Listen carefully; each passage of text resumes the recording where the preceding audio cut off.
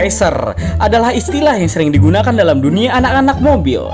Racer ini asal muasalnya merupakan plesetan dari kata racer yang berarti pembalap. Istilah racer ini memang merupakan ejekan atau candaan kepada orang-orang yang memodifikasi mobilnya agar terlihat kencang atau keren seperti mobil balap, men. Padahal tidak sama sekali. Yang kalau kita lihat malah jadi terkesan norak atau alay.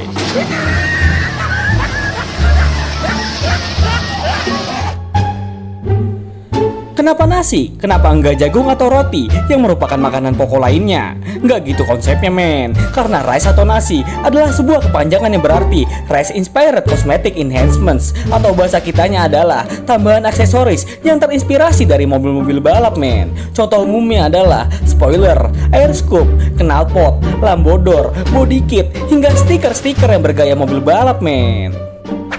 Nah, di video kali ini gue nggak bakal bahas semua part tersebut, tapi terfokus pada arti stiker-stiker yang sering orang-orang Indonesia tempelin di mobil-mobil mereka, men, yang kadang nggak nyambung sama merek mobilnya. Langsung aja ke pembahasannya. Yang pertama adalah TRD, atau singkatan dari Toyota Racing Development.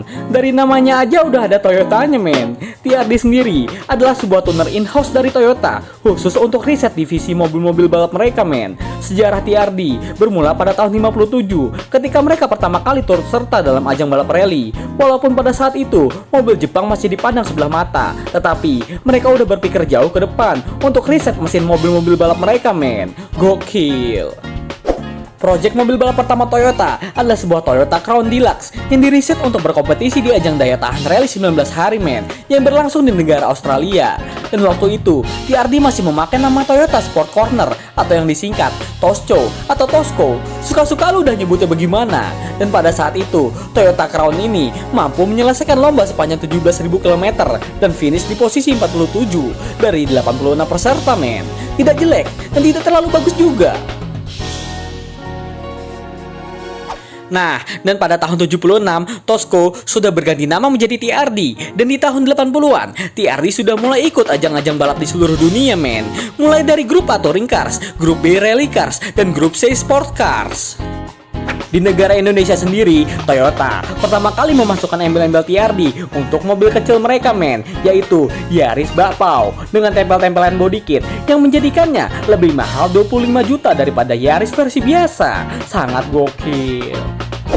Untuk tahun-tahun belakangan ini, Toyota sudah mulai nggak pakai embel-embel TRD lagi pada mobil-mobil balap mereka, men, dan digantikan dengan nama Gazoo Racing. Mungkin Toyota malu karena nama TRD udah turun derajat, sebab sering dipakai pada mobil-mobil ECGC. Semoga aja stiker-stiker Gazoo Racing gak ikut-ikutan nempel di mobil-mobil standar Toyota, men.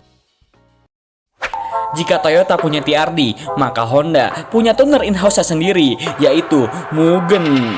Dua huruf kanji yang ada pada tulisan Mugen terdiri dari kata mu, yang artinya tidak ada, dan gen, yang artinya batas. Jika kalau digabungin menjadi tidak ada batas atau tanpa batas, men. Kalau mau lebih kerennya lagi, dalam bahasa Inggris adalah without limit. Anjay. Mugen juga memproduksi komponen part-part OEM seperti knalpot dan body kit untuk mobil-mobil biasa yang diproduksi oleh Honda Motor Company, men. Varian Honda versi Mugen juga banyak hadir di pasaran seperti CRX Mugen, Fit Mugen, S2K Mugen, Accord Mugen, Civic Mugen, hingga NSX Mugen, men. Gokil. Selanjutnya adalah Nismo. Siapa yang nggak tahu Nismo? Main lu kurang jauh, men, kalau kagak tahu Nismo. Nismo adalah singkatan dari Nissan Motorsport. Kalau nggak ada Nismo, akhir tahun 80-an, nama GTR nggak bakal bisa terkenal sampai sekarang, men. Sebelum Nismo lahir, Nissan mempunyai dua divisi motorsport yang terletak di Opama, Jepang, yang terfokus pada pengujian mobil-mobil Nissan, dan pabrik satunya lagi ada di daerah Omori, yang memang merupakan tempat perakitan mobil-mobil Nissan, men. Lalu, pada tahun 84, Nissan menggabungkan dua pabrik tersebut untuk membantu tim balap Nissan yang berkompetisi di Japanese Formula 3 Championship, dan lahirlah Nissan Motorsport International Limited, atau yang disingkat Nismo. Dengan divisi balapnya, Nissan langsung menjuarai segambreng kompetisi balap. Pada tahun 90 hingga tahun 93, Nissan memenangi Japan Sport Prototype Championship dan juga All Japan Grand Touring Car Championship yang berganti nama menjadi Super GT, men. Nggak cuma di Jepang doang, Nismo juga berhasil memenangi FIA GT1 World Championship pada tahun 2011 dan juga mesin andalan doi VK45DE yang diikuti turun balap ketahanan 24 jam di sirkuit Lemang. Dari 19 mobil, 13 diantaranya pakai mesin tuningan Nismo ini, men. Gila. Setelah merajai dunia balap, Nismo pun mulai merambah ke mobil-mobil produksi massal Nissan. Sebut saja Juke Nismo, Fairlady Nismo, Elgrand Nismo, Almera Nismo, dan bahkan untuk mobil listriknya juga ada versi Nismo-nya, men, yaitu Nissan Leaf Nismo. Gokil.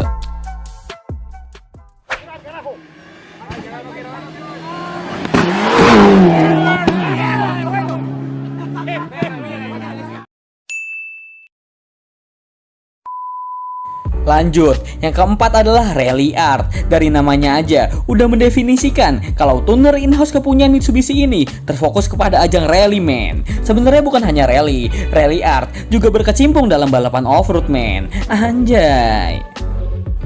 Rally Art pertama kali beroperasi pada tahun 83, diguguskan oleh Andre Kowan yang merupakan pembalap rally Mitsubishi itu sendiri, men. Setelah banyak prestasi yang didapatkannya, akhirnya produk-produk mereka pun dijual massal, mulai dari kelengkapan eksterior seperti roof air vent kit, underguard, tongue guard, diff guard, underfloor guard, hingga pintu berbahan serat karbon, men. Bukan cuma itu doang, part-part lain pun juga ikut dijual, seperti big brake kit, suspension, drivetrain, clutch, electrical, cooling, engine, intake, serta exhaustnya juga, men.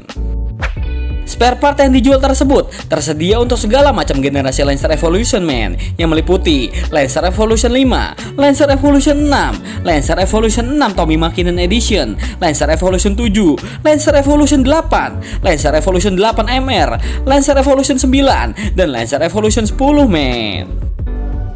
Berbeda dengan TRD, Mugen, ataupun Nismo yang juga ikut menjual partnya untuk mobil komersial, men, Rally Art cuma terfokus pada mobil-mobil balapnya doang. Perusahaan ini memang relatif kecil jika dibandingkan dengan Toyota, Nissan, ataupun Honda. So, mereka pun mulai kewalahan dalam hal finansial dan akhirnya Rally Art pun harus ditutup pada tahun 2010 dan kemudian Lancer Evo juga kena imbasnya dengan dihentikan produksinya sampai Evo 10 doang, men. Sangat disayangkan. Next, beralih dari perusahaan Jepang ke perusahaan Eropa, men, yaitu AMG. Pasti banyak dari kalian yang belum mengetahui kalau AMG dulunya bukanlah bagian dari Mercedes-Benz. AMG sendiri didirikan sekitar tahun 60-an oleh Hans Werner Aufretz, seorang mekanik Mercedes-Benz. Berawal dari kekecewaan doi atas mundurnya Mercy dari segala kegiatan balap, men, membuatnya berkeinginan meneruskan nama Mercedes-Benz agar tetap berkompetisi. Doi pun mengajak temannya, Erhard Melzer, susah bener sih namanya. Intinya, si Aufretz ini ngajak temannya itu untuk membeli Mercedes-Benz 300 SE. Kemudian mereka preteli dan ditingkatkan tenaganya dari 170 horsepower menjadi 235 horsepower, man. Anjay. Hasilnya, mobil mereka berdua itu memenangi 10 balapan di kejuaraan mobil touring Jerman pada tahun 65. Kabar pun tersebar cepat, sehingga banyak permintaan dari para pengguna-pengguna Mercy lainnya untuk disettingin sama dua sejoli ini, men. Maka, mereka memutuskan untuk mendirikan bengkel mereka sendiri di kota asal mereka, Grossaspass, Jerman, dengan nama AMG, yang merupakan singkatan dari nama mereka berdua, yaitu Aufretz, Melzer, dan kota Grossaspass. Anjay. Dan pada tahun 90-an, Mercy pun membeli saham AMG ini dan menjadikannya sebagai divisi sport dari mobil-mobil mereka. Sebut saja C36 AMG, C43 AMG, E55 AMG, G65 AMG, G63 AMG, dan AMG GTR, men.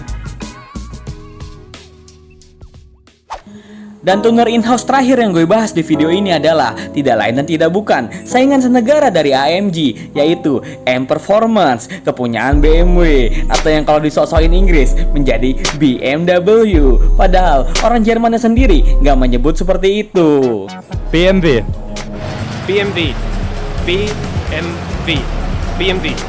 In German, you say BMW stands for Bayerische Motorwerke.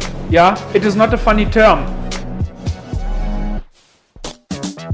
Sejarah M udah ada sejak tahun 72 dengan mobil pertamanya, yaitu BMW 3.0 CSL yang pernah menjadi juara dunia dalam adu daya tahan 24 jam di sirkuit Daytona dan adu daya tahan 12 jam di sirkuit Sebring.